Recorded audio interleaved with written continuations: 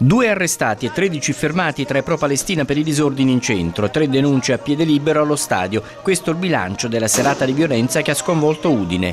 I reati vanno dalla violenza alla resistenza e anche dall'utilizzo di travisamenti con oggetti atti ad offendere. L'accusa per gli arrestati, 2 uomini, uno in carcere e uno ai domiciliari in attesa dell'udienza di convalida che si terrà probabilmente venerdì, e per entrambi di resistenza. Uno è accusato anche di danneggiamento. Abbiamo visto una foto di un manifestante che con un bastone aggrediva, attaccava uno dei mezzi della polizia. È uno degli arrestati?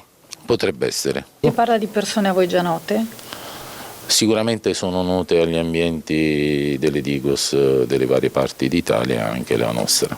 Sono tutti italiani del nord-est, in maggioranza del Pordenonese, più 2 sloveni, maggiorenni, 9 uomini e 6 donne, i coinvolti nella guerriglia urbana. 2 uomini e una donna invece allo stadio, per aver tentato di invadere il campo. La donna anche per resistenza pubblico ufficiale. Per tutti i fermati è scattato il foglio di via dalla città di Udine. Ma potrebbe esserci anche il provvedimento del DASPO sportivo. Si indaga su una possibile premeditazione dell'azione?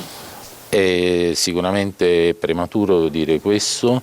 Adesso noi stiamo ragionando su quelli che sono gli eventi, verificheremo tutti i filmati in nostro possesso e poi potremmo, fare un attimo la quadra un po' su tutto. Il bilancio dei feriti comprende giornalisti, agenti e carabinieri. Un giornalista di Local Team colpito da un sasso è stato portato in ospedale per un trauma cranico. Una giornalista della RAI è stata colpita ad una gamba.